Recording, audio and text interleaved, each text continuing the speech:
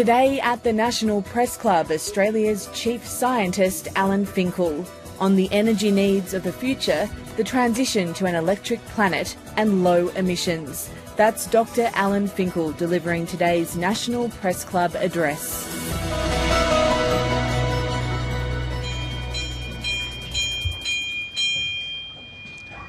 Well, hello and welcome to today's National Press Club address. I'm Mark Kenny. Almost uniquely, Australia is caught in a feedback loop over climate change, with politics and fear occupying the space where sensible planning might flourish. Ongoing theatrics under the Great Flag in the last fortnight show that even after a millennial drought and unprecedented destruction in the summer, the song remains depressingly the same. So perhaps like millions of consumers who are opting for solar PV and electric transport, we too can go around the politicians and make some headway. To help us do that, to help us understand the transition to an electric future, can you please welcome back Dr. Alan Finkel, the Chief Scientist.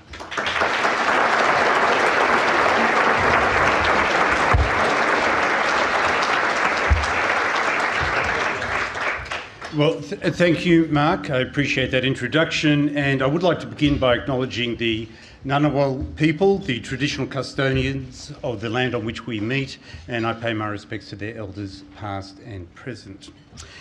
And I would also like to take the opportunity to draw everybody's attention to the fact the world is celebrating the International Day of Women and Girls in Science today. But of course, we in Australia...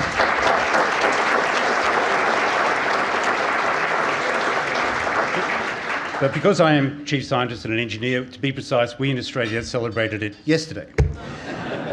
I would like to acknowledge the Shadow Attorney General, Mark Dreyfus, Senator Matt Canavan, the Minister for Transport at the ACT, Christopher Steele, thank you so much for coming, and Australia's Premier Nobel Laureate, the Vice-Chancellor of ANU, Brian Schmidt. And my family, my wife Elizabeth, my son Victor and his partner Cameron Tantau, and my nephew David Lambert. Now, when I was growing up, one of the formative images that seared itself on my brain was a picture taken by the astronauts of Apollo 11. It was a picture of Earth, one of the first full-colour perspectives of our planet. A wondrous ball of bright blue, lightly veiled with swirling white clouds, peeking out of the eternal darkness of space. Of course, that photograph highlighted another aspect of our existence, our fragility. Growing up in the 1960s, we lived with the possibility that our beautiful planet would be wiped out in unconstrained nuclear war. The United States and the Soviet Union had armed themselves with enough nuclear weapons to obliterate the human race several times over, with both sides publicly committing to immediate retaliation in the event of a first strike. The only outcome of such a defence would be mutually assured destruction, with the stunningly appropriate acronym MAD. For years, the terrifying prospect was that the image in the photograph, that blue marble containing all we know and cherish, could vanish in a single flash of light, a single moment of madness. Such was the fear that a young American wrote to President Kennedy. And I quote, he said, "I'm 11 years old and every night I worry. What will be left of this wonderful world if someone presses the button? What will be left of you, Mr. President, and your family?" And late last year, I received my own letter from a child. My 10-year-old grandniece, Elise, she wrote to me, "Uncle Alan, I just watched a frighteningly real video on the crisis of sustainability. I would love it if you could talk to my school about what we can do, how we can help, and what is actually going on." Now, there is a world of difference between nuclear war and climate change. But we cannot deny that for the next generation, climate change is one of their biggest concerns when contemplating their future. Elise, I would like to reassure you that just as mutually assured destruction was supplanted with mutual international cooperation, so too we can take collective action on climate change.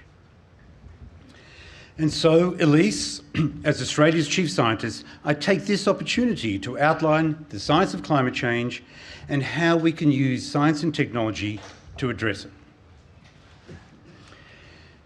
Around the time that we started exploring space, scientists started to monitor and study the Earth's atmosphere.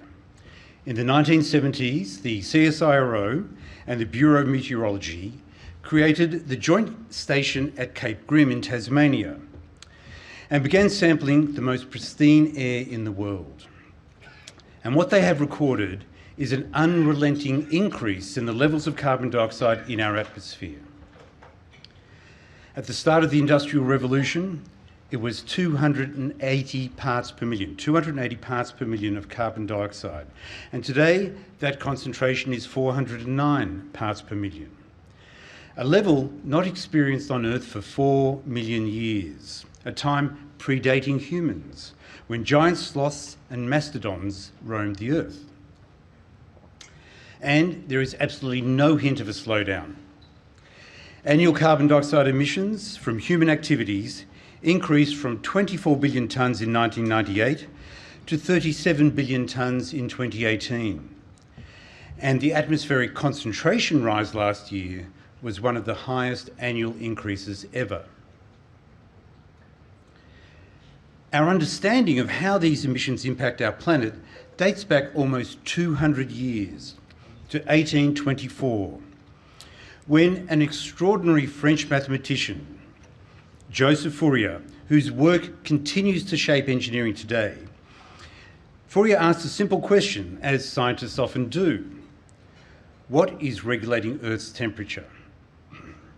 And Fourier's answer was that the atmosphere was keeping the Earth's surface warm, like the glass windows in a greenhouse, and hence the term the greenhouse effect.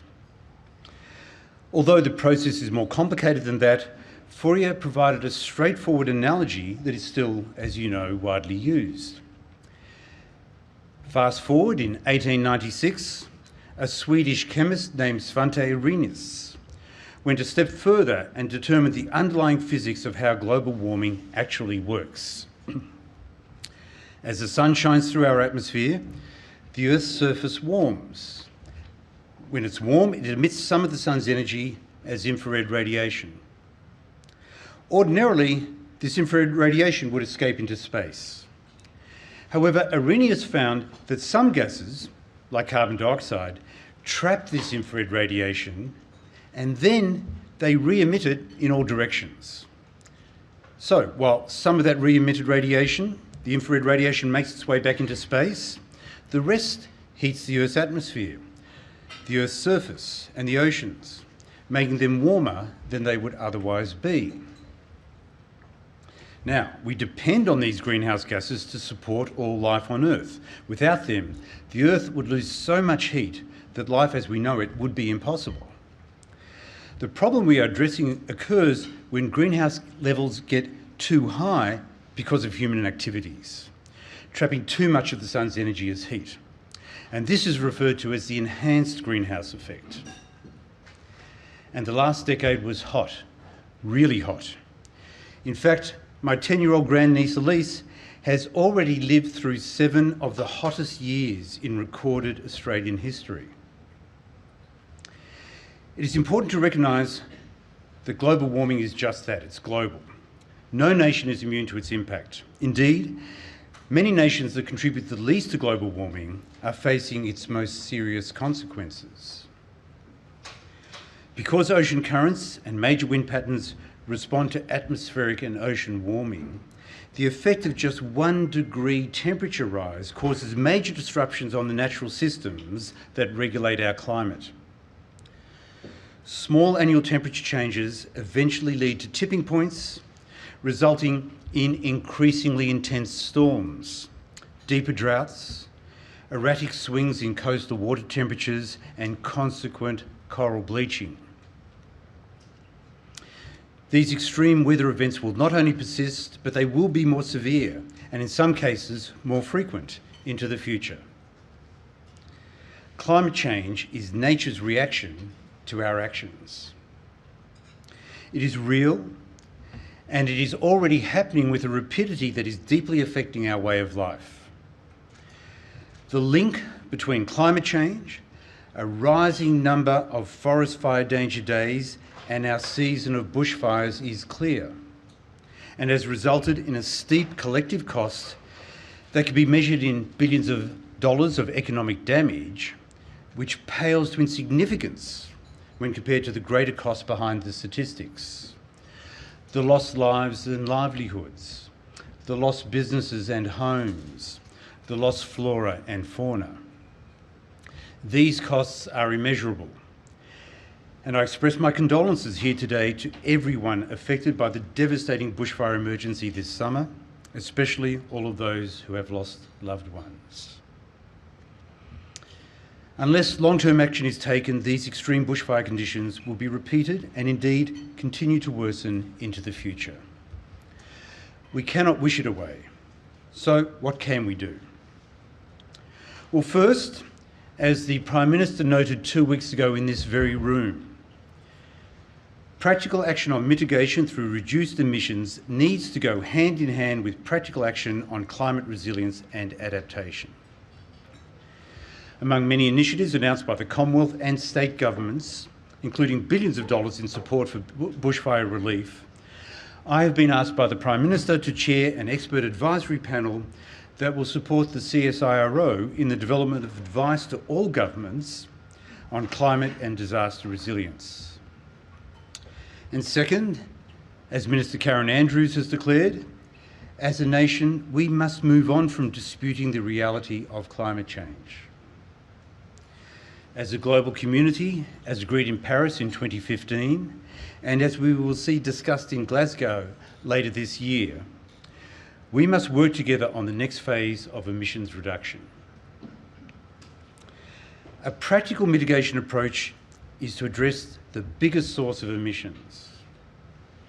Nearly 3/4 of global emissions come from energy used for transport, for heating and industry, as well as traditional electricity generation. So focusing on energy will present us with the best return on investment. But we cannot abruptly cease our use of energy. An energy supply is the most essential pillar of our civilization. Without an energy supply, it is back to the Stone Age. Just think about the last 300 years since the invention of the steam engine. Everyone in this room is a beneficiary of energy-driven conveniences that make our daily lives easier and more productive. So given this, the only way to meet the energy needs of the future without sacrificing standards of living or undermining the economy is by planning for an orderly transition that embraces science and technology as the stepping stones to the future that we want. A future where we supply the vast majority of our energy requirements by electricity, clean electricity, not just for lighting, computing and air conditioning, but for transport, building heating and industry too. A future that I like to call the electric planet. So I want you to imagine a highway exclusively devoted to delivering the world's energy. Each lane is restricted to trucks that carry one of the world's 7 large-scale sources of primary energy: coal, oil, natural gas, nuclear, hydro, solar, and wind. Our energy security, and we do enjoy energy security, comes at a price. The carbon dioxide emissions from the trucks in the 3 busiest lanes, the ones for coal, oil, and natural gas. And we can't just put up roadblocks overnight to stop these trucks. They are carrying the overwhelming majority of the world's energy supply. But what if we expand clean electricity production carried by the trucks in the solar and wind lanes and expand that 3 or 4 times over into an economically efficient clean energy future? Think electric cars instead of petrol cars. Think electric factories instead of oil-burning factories. Cleaner and cheaper to run. A technology-driven, orderly transition. Problems wrought by technology, solved by technology. And make no mistake, this will be the biggest engineering challenge ever undertaken. The energy system is huge, and even with an internationally committed and focused effort, the transition will take many decades.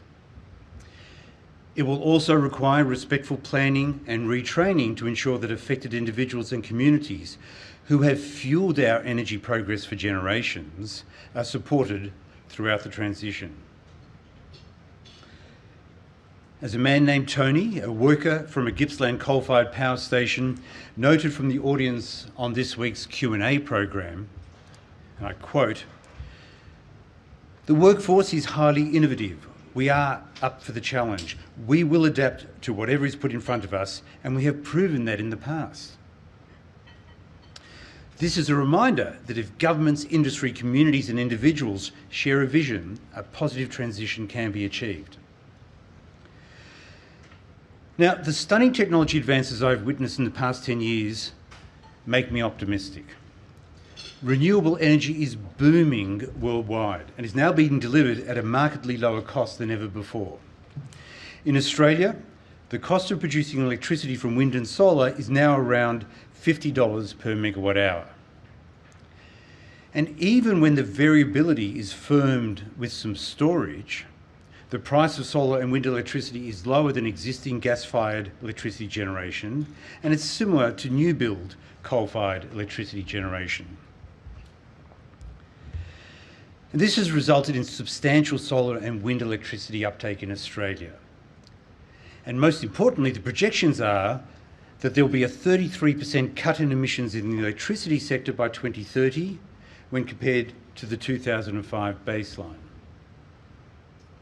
And this pricing trend will only continue, with a recent United Nations report noting that in the last decade alone, the cost of solar electricity fell by 80%, and it is set to drop even further. We're on our way. We can do this. And time and again, we have demonstrated that no challenge to humanity is beyond humanity. But we cannot be naive about the scale of the task ahead, nor can we afford to discard any of the tools at our disposal. I've always maintained that the focus needs to be on outcomes, and the outcomes in this case is reduced, or the outcome of relevance is reduced atmospheric emissions. We should use whatever underlying technologies achieve the goal. Different nations will have different energy mixes. But what does the generation technology matter if the outcome, atmospheric emissions, is lowered? Nevertheless, in Australia, with nuclear electricity and new hydroelectricity facing significant public opposition, we are theoretically limited to fitting all of our future energy traffic into just 2 lanes, solar and wind. But there is a limit to how much solar and wind we can use and still retain a reliable system. Ultimately, we will need to complement solar and wind with a range of technologies such as high levels of storage, long-distance transmission, and much better efficiency in the way that we use energy. But while these technologies are being scaled up, we need an energy companion today that can react rapidly to changes in solar and wind output. An energy companion that is itself relatively low in emissions and only operates when it is needed. In the short term, as the Prime Minister and Minister Angus Taylor have previously stated, natural gas will play that critical role. In fact, natural gas is already making it possible for nations to transition to a reliable and relatively low emissions electricity supply. Look at Britain. In Britain, coal-fired electricity generation has plummeted from 75% in 1990 to just 2% in 2019. And driving this has been an increase in solar, wind and hydroelectricity, up from 2% to 27%. At the same time, and this is key to the delivery of a reliable electricity supply, in Britain, electricity from natural gas increased from virtually zero in 1990 to more than 38% in 2019. Closer to home, look at South Australia's success in increasing solar and wind electricity to 51% in the last fiscal year. But again, natural gas is key to the stability of the electricity supply, accounting for 47% of the South Australian generation mix in that year. Now, I'm aware that building new natural gas generators may be seen as problematic, and I will come back to that. But for now, let's assume that with solar, wind and natural gas, we will achieve a reliable, low emissions electricity supply. Is this enough? Not really. We still need a high density source of transportable fuel for long distance heavy duty trucks. We still need an alternative chemical feedstock to make the ammonia that is used to produce fertilisers. We still need a means to carry clean energy from one continent to another. Enter the hero, hydrogen. Hydrogen is abundant. In fact, it's the most abundant element in the universe. The only problem is that there is nowhere on Earth that you can drill a well and find hydrogen. Don't panic. Fortunately, hydrogen is bound up in other substances, and one we all know well, water. It's the H in H2O. We have two viable ways to extract hydrogen with near zero emissions. First, we can split water in a process called electrolysis, using renewable electricity. Second, we can use coal and natural gas, the heat from coal and natural gas, to split the water and capture and permanently bury the carbon dioxide emitted along the way. I know some may be sceptical because carbon capture and permanent storage has not been commercially viable in the electricity generation industry. But the process for hydrogen production is significantly more cost effective for two crucial reasons. First, since carbon dioxide is left behind as a residual part of the hydrogen production process, there is no additional step and little additional cost for its extraction. Effectively, it's there when you remove the hydrogen. And second, because the process operates at a much higher pressure than for electricity generation, the extraction of the carbon dioxide in hydrogen production is much more energy efficient and it is easier to store. Let's return to the electrolysis production route. In that route, we must also recognise that if hydrogen is produced exclusively from solar and wind electricity, we may exacerbate the load on the renewable lanes of our energy highway.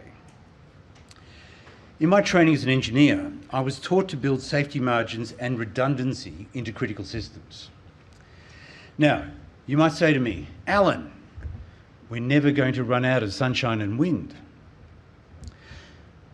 But think for a moment about the vast quantities of steel, aluminium and concrete needed to support, build and service solar and wind structures, and the copper and rare earth metals needed for the wires and the motors, and the lithium, nickel, cobalt, manganese and other battery materials needed to stabilise the system. What if there was a resources shortage? We're talking about vast quantities of material. It would be prudent, therefore, to safeguard against any potential resource limitations with another energy source.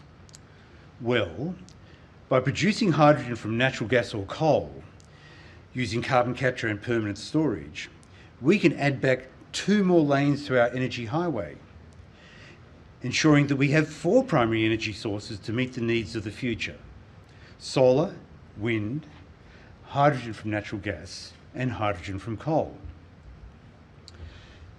Furthermore, once extracted, hydrogen provides unique solutions to the remaining challenges we face in our future electric planet. First, in the transport sector, Australia's largest end user of energy.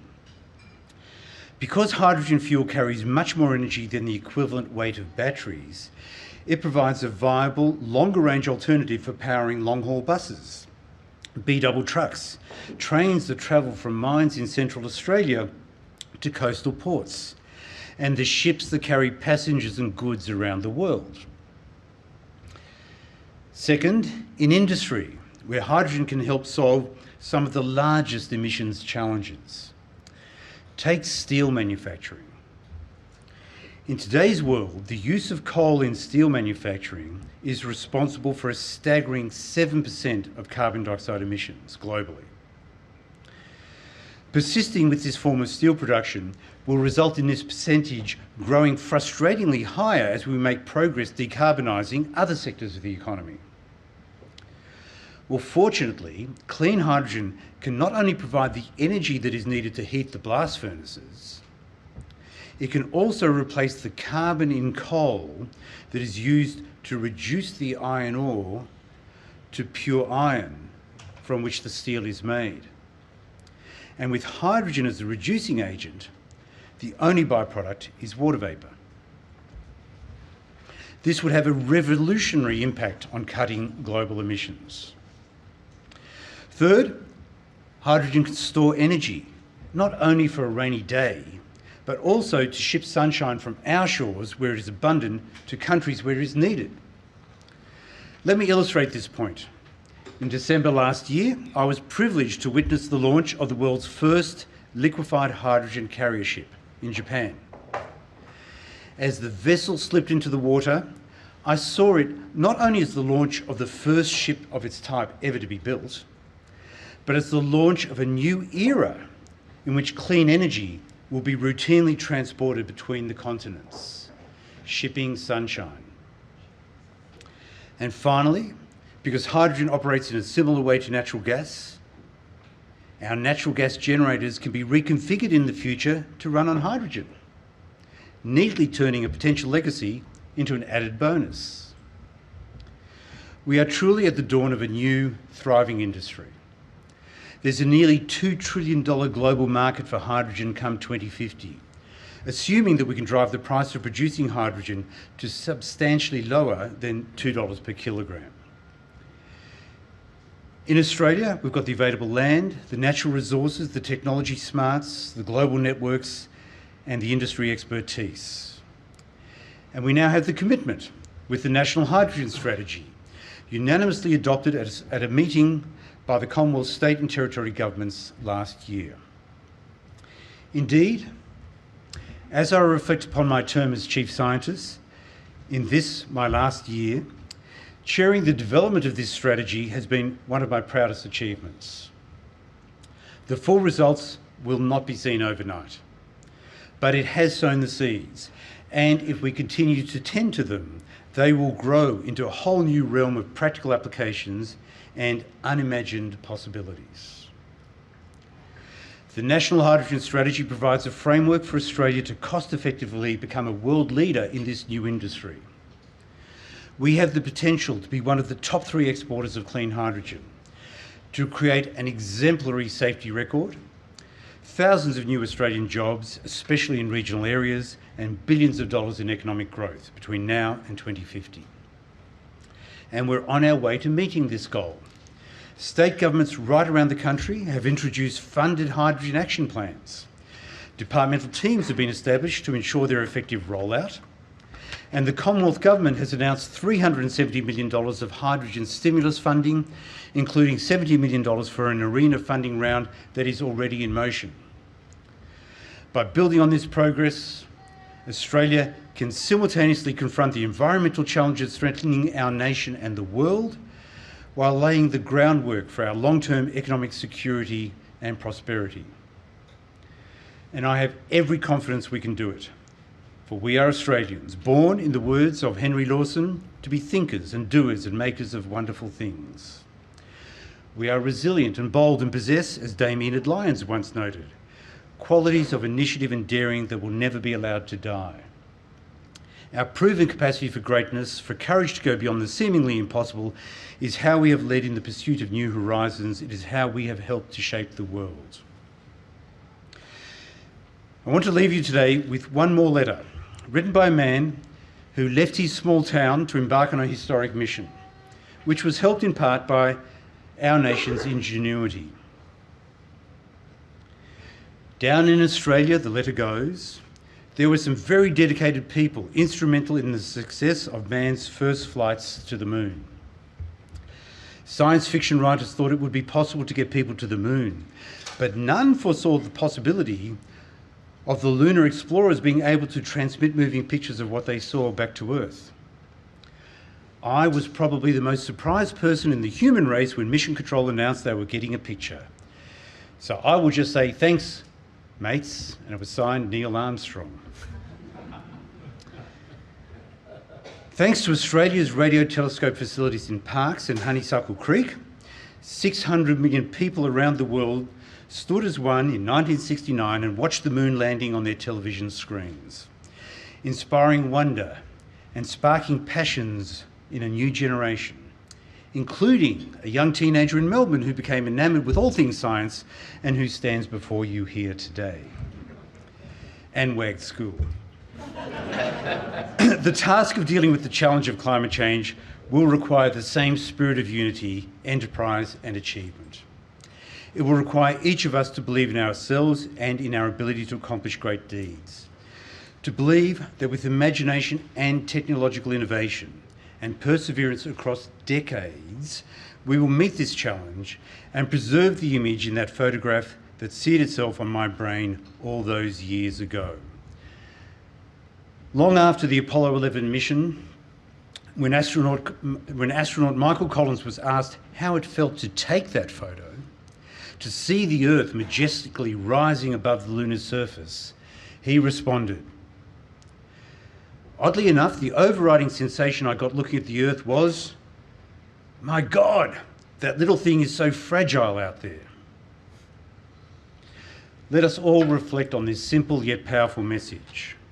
We only have one planet to call home, and we all hold a great responsibility in our tenancy here to children like Elise and to generations to come. Thank you.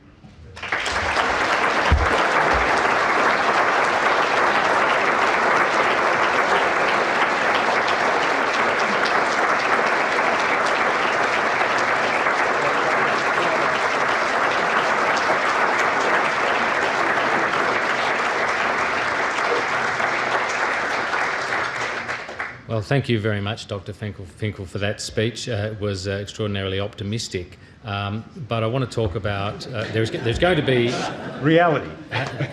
There are going to be a series of questions from our journalists, but I might kick it off. And I notice from my unique vantage point here that you are using a tablet, the equivalent of an iPad, to deliver your speech. But you have next to you the printed version of the same speech. Now, I assume that's in case the technology fails on you at a critical moment. And I think that's probably very prudent, although it's an unlikely occurrence. But that, nonetheless, that sort of fear does underpin a lot of the debate that we hear at the moment. So you say things like, we're on our way, we can do this, we're at the dawn of a new industry. The question, I suppose, is, will it happen? And do we have that optimism? Is that national optimism there? So I think the optimism is there. I come across it all the time. To reflect upon your point about having electronic tablet with my speech on it and the backup, that is exactly what I said in my speech. Trained as an engineer to be concerned about safety margins, redundancy, building resilience into the system. You can't take the most important element of our civilization and try to solve it with just a single solution. So the electricity system physically is extraordinarily complex. It's a worldwide machine, if you like. And in most countries, it's operated by an overlay of a market mechanism, which is itself extraordinarily complex. So you have complexity squared. But we've learned to manage that, but not by taking away the tools that we need. So what I have been talking about here is the need to bring in huge quantities of absolutely clean electricity and then expand that amount beyond what we currently need for electricity, so we can use electricity for transport and heating and industry, but not to simply rely on a solution of only solar and wind, because it will put a demand on resource. There will be protracted periods in large zones where the weather's just not right, and you need to have the backup to go with it. And that backup in the long term will be batteries for sure, and pumped hydro for sure, and hydrogen storage for sure, but they're not there today at the level we need, and it will take decades. Even with the fabulous achievements and lowering of prices, it will take time. And that's why I said that some of that resilience can be afforded through the use of natural gas. Thank you. Next question from Michael Brissenden. Michael Brissenden from the ABC. I'll just take you back to a former chief scientist comments last week when reflecting on his interaction with politics. Ian Chubb, he said, "We see expertise belittled and cherry-picked, and climate change is a great example of that." Obviously very frustrated by his interaction with the politicians. In the last week or so, we've seen them tearing themselves apart on the Hill again over this issue. We still also don't have an effective carbon price, despite more than a decade of trying to get to that point. You say you're on a panel of discussing these issues and advising the Prime Minister. What's the point of advising them if they won't listen? And do you have any faith in any political progress? My answer to your question is that I do provide advice. It is taken on board, but for politicians, decision-making is not as simple as saying, oh, this is what a particular branch tells us and it's logical and that's what we'll do. They have to assimilate science-based evidence, economic advice, community concerns, etc., and it's difficult. I personally take a long-term view, so I am perhaps not as discouraged as my predecessor. But it's very, very challenging. You mentioned a carbon price. For a long time, politicians and economists thought that that was the most efficient means to solve the problems of reducing emissions, but it's not the only means of doing that. Regulations can have an equivalent effect, and actually the march of technology and the will from industry and communities can deliver the solutions as well. So I don't think people should be discouraged because of the short-term narrative. I don't think people should be discouraged because one favoured approach to solving the problem hasn't been adopted. Where carbon prices have been adopted, they actually haven't been as effective, perhaps, as you would have otherwise hoped, because to be truly effective, a carbon price would be global and would be based on consumption rather than production, and there you need border tariffs and lots of other complicating factors. There is no simple solution.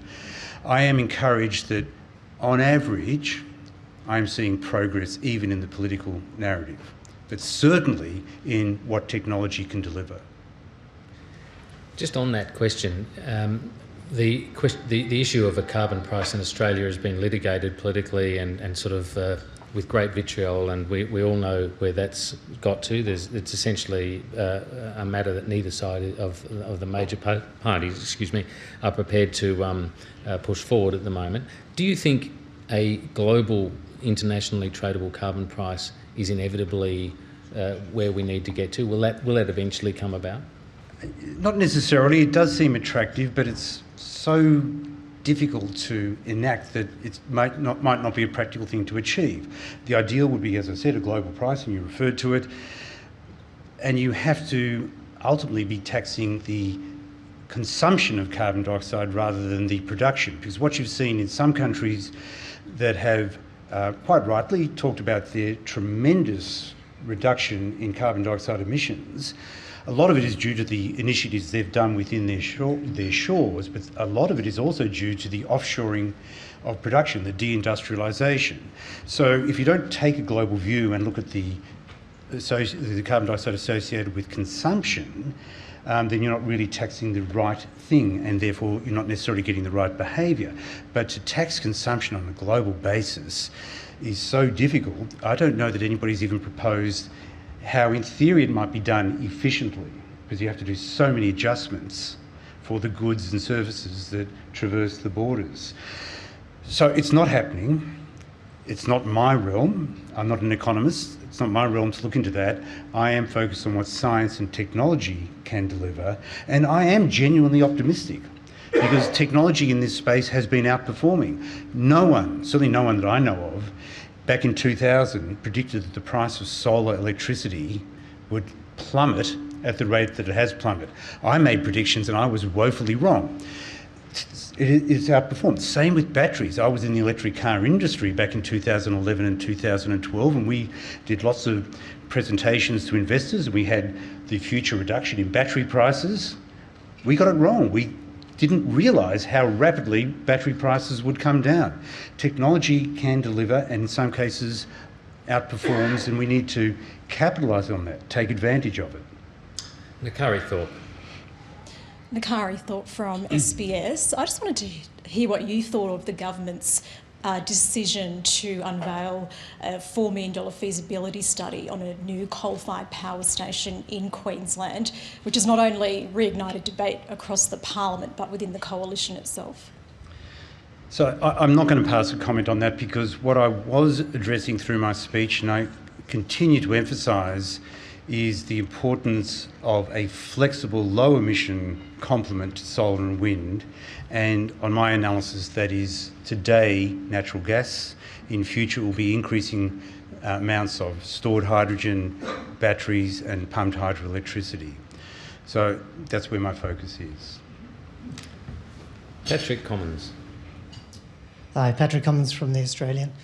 I had a question about, with solar and wind and the cost being so low now, is it about time that we moved some of the support and subsidies from these industries like coal and renewable, let them stand on their own, and move those support towards other future and transition energy sources such as hydrogen?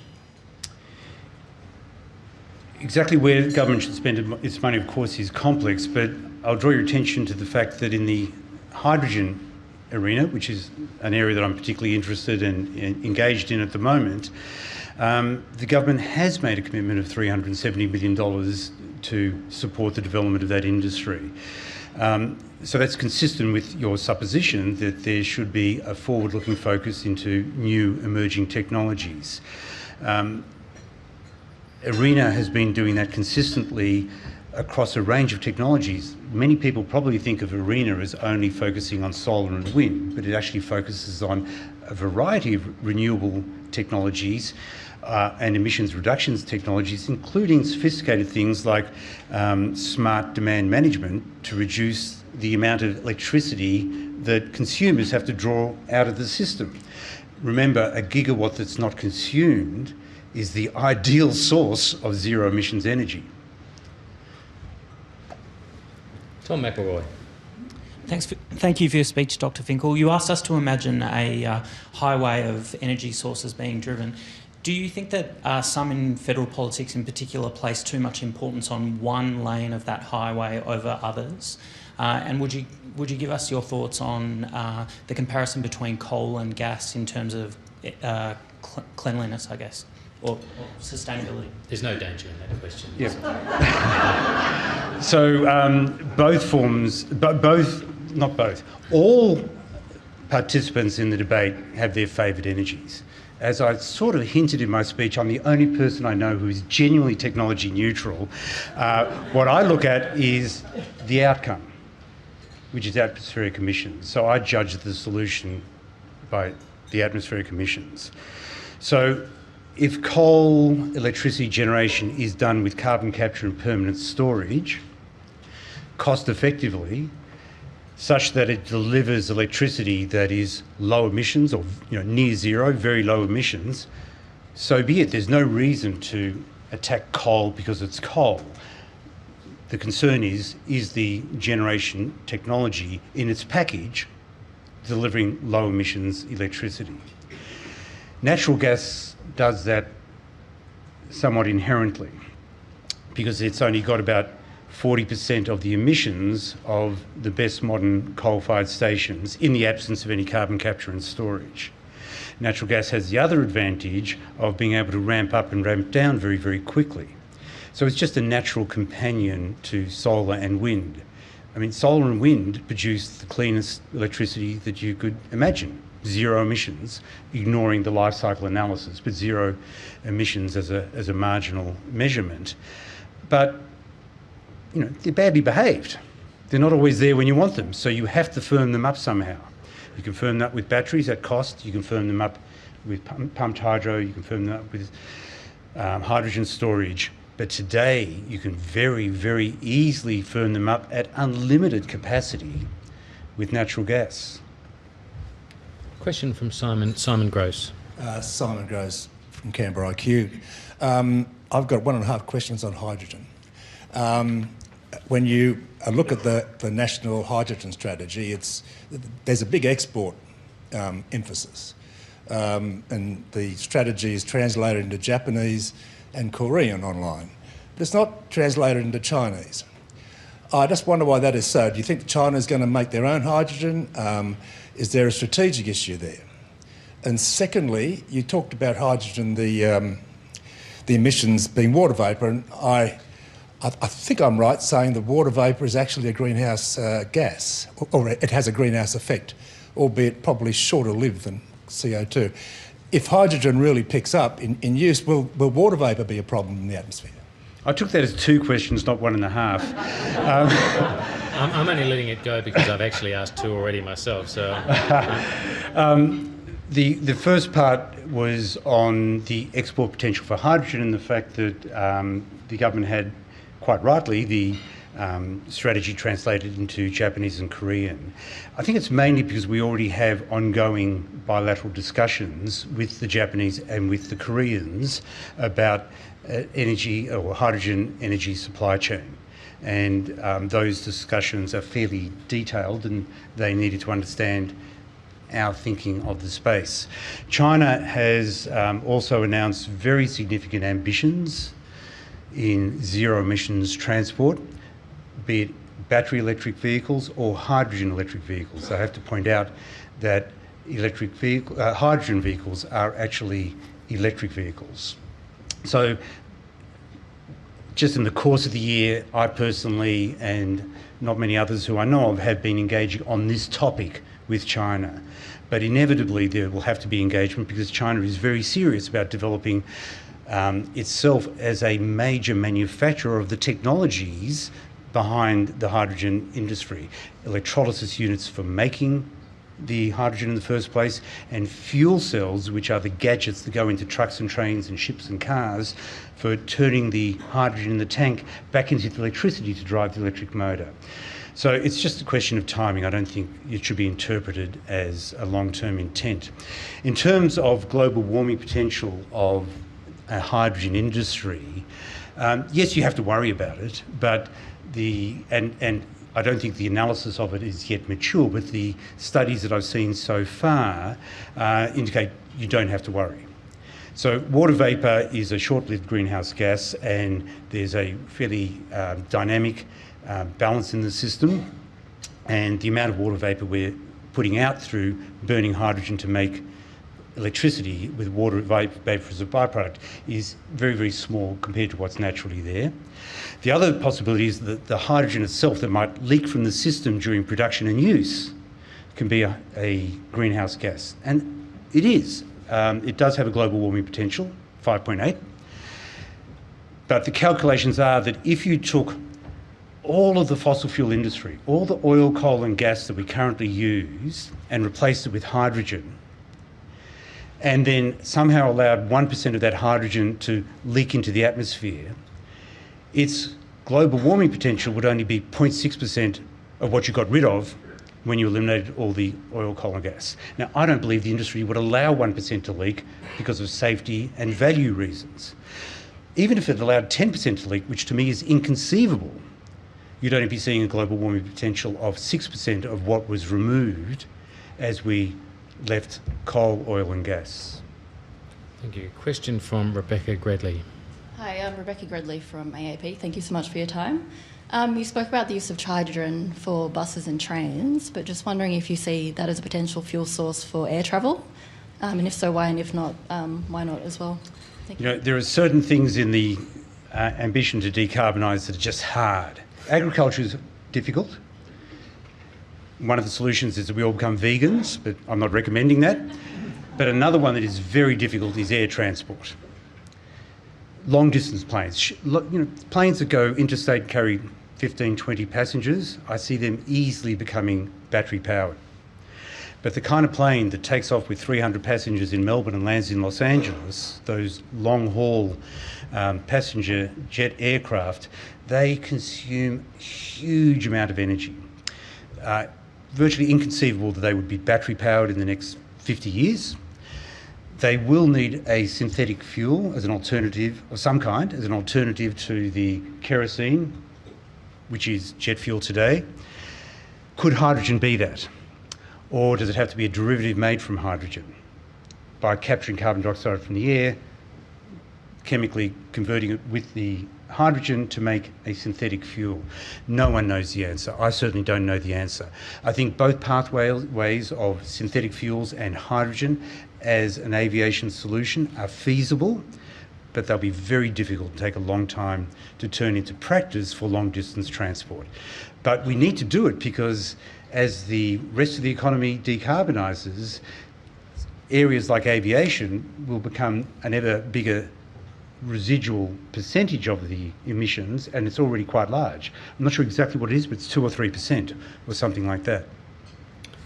Mike Foley. Mike Foley, Sydney Morning Herald and The Age. Dr. Finkel, given your advocacy for a technology-neutral approach to opening up more and more lanes of the energy superhighway, I'm just wondering, in light of a recent parliamentary inquiry that advocates for further research and development into nuclear technology, particularly as baseload power, whether you think that warrants further research and development, particularly through public spending? So, nuclear electricity as an opportunity in Australia has just been ruled out. It's been legislatively ruled out. It's been ruled out on, I think, all sides of Parliament, and I don't talk it up as a prospect for Australia. Is it a prospect globally? It's difficult for two reasons: the waste products and the economics. If there is to be a pathway for nuclear into the long term, the solution that I can see is what's called an SMR. You might have heard that term, a small modular reactor. The kind of things they have on aircraft carriers. But you can't just take one off an aircraft carrier and start using it domestically, because they aren't designed with the kinds of safety precautions that we need in a consumer-oriented environment. There is one company in America called NuScale that has spent 10 years designing a small modular reactor, and I've got to emphasise, small doesn't mean tiny. Small means, 300 tonnes, 3 metres in diameter, 20 metres long, needs a flatbed truck with 120 wheels to move it along 2 lanes of a freeway. But it's small compared to the conventional nuclear reactor. The beauty of these sorts of things is they can be produced in a factory and you get the excellence of manufacturing from mass production. There's been 10 years developing. It's now in a licensing process in the NRC, the Nuclear Regulatory Commission in the United States. It's 3 years into a 4-year process. All the intermediate announcements from the NRC have been very, very favourable. But even if it gets through, they'll spend years before they develop their first commercial installation. If Australia was to consider it, we would have to observe that for a number of years. Then we would have to develop our own equivalent of the NRC. So even if, as a result of the parliamentary inquiries or political decisions yet to be made, there was a decision to go nuclear in Australia, and it's not obvious that that is a likely direction forward, it's hard to see anything before about 2040. So is it something that we should be looking at hard at the moment? I am certainly not looking at it intensely at the moment. Sarah Eisen. Sarah Eisen from the West Australian. Thank you very much for your time. Just this morning, the CSIRO was presenting to a parliamentary committee about the different effects on the different reasons for rather quite intense fire season, and did mention climate change as one of those. Even in language in terms of an unprecedented climate season, what we heard was senators even refuting that language like unprecedented and it getting into another debate. given you're looking at quite a dramatic overhaul and you're needing a lot of ambition, is it really possible when still in Parliament every day we're having these debates about if it's as dire as we say, if we need as much change as some people are advocating for, can we really do this? Is there enough will? So the CSIRO has been asked by the Prime Minister to develop a report on climate and disaster resilience. It's a big ask on climate and disaster resilience, and I believe the terms of reference went up on the website today. And that is for delivery to COAG First Leaders, so to the Premiers, Chief Ministers and the Prime Minister. So there's a receptive vehicle for this report. I've been invited to work closely with the CSIRO by chairing a panel of experts to advise the CSIRO on that development. I am going to approach that as if it is the most enthusiastic, receptive audience in the world, because you've got to seize every opportunity. Never. You can't say unprecedented? Doesn't worry you? I do believe that the fire season we've been through has been unprecedented. I don't say that because of a personal belief. Look at the numbers, the extent of the devastation, the duration of the devastation. It has been extraordinary. And for our leaders of the country to say it's not. Yeah. All right, thanks, Sarah. We'll go to Matthew. G'day, Matt Kaloran from the Courier Mail. Thanks for your speech. Just touching on what Nakari brought up earlier, there is a lot of discussion around Collinsville and the future of clean coal-powered power stations in Australia. Is there a role for your high efficiency, low emissions coal-fired power plants to lower emissions? And is there much consideration with regards to the impact on consumers of the price of introducing some of these alternative fuel power sources like hydrogen and battery storage?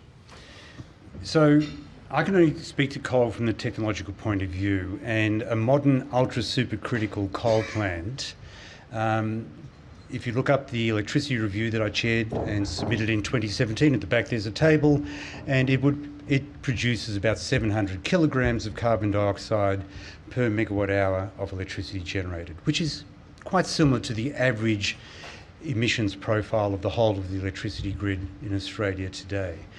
So in order to be a low emissions contributor in future, it's going to need more than just that coal plant. Ideally, it would have some kind of means of dealing with the carbon dioxide that is generated. There's a big study that's being done. Let them look into what the available technologies are to achieve lower emissions from a coal plant, and if that can be achieved and achieve low emissions such that the ultimate outcome, which is what I say is the only figure of merit that we should be looking at, is in a substantiated way achieved, then it's up to the elected leaders of this country to decide what to do. Thank you. We're getting close to time. We'll try and squeeze in 2 quick questions. Anne Henderson. Thanks very much, Dr. Finkel. Anna Henderson from ABC News. I just wanted to get a yes or no answer from you, if possible. As the chief scientist, do you think that the best scientific approach to meeting our Paris carbon emissions targets is the use of carryover credits? Yes, that's the option. I can't allow myself to answer the question in the way that you answered. It's really not a technology, it's not science, it's important, it's not my area. Again, I will leave it to the elected officials. Nice try. And a final question from Tim Shaw. Dr. Finkel, Tim Shaw, National Press Club Board. You've confirmed today that this bushfire season is unprecedented. If we take that as the new precedent, and while we've wasted a decade, as many have said, in terms of prevarication in regard to emissions and energy policy, can you send a message to the Australians listening today? They're tired and very sick and tired of the arguments between the politicians. But you referred Lawson, and it was the engineer's poem about the cleverness, the makers. So are Australians. They're resilient. What's your message to Australians right around the country that can do and take direct action in regard to their own emissions and certainly their own environment? I was going to say thank you for the question, but perhaps I shouldn't. I think my main message to everybody, whatever side of this debate, is don't polarise. Your solution is not the only or the ultimate solution. This is complex. We need to be meeting in the middle, in the great vortex of all these technological solutions. For people to say this is the way forward or that is the way forward and there is no other possible pathway to be considered, I actually think that's the biggest part of the problem. So be open-minded, be positive. Thank you very much. Would you join me in thanking Dr. Alan Finkel?